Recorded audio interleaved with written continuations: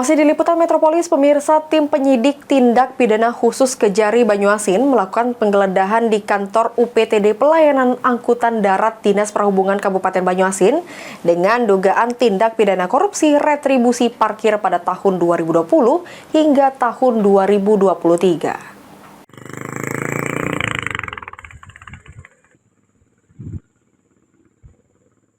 Tim penyidik tindak pidana khusus Kejaksaan Negeri Banyuasin melakukan penggeledahan di kantor UPTD Pelayanan Angkutan Darat Dinas Perhubungan Kabupaten Banyuasin atas dugaan kasus korupsi terkait retribusi parkir yang tidak disetorkan ke kas daerah Kabupaten Banyuasin pada tahun 2020 hingga tahun 2023.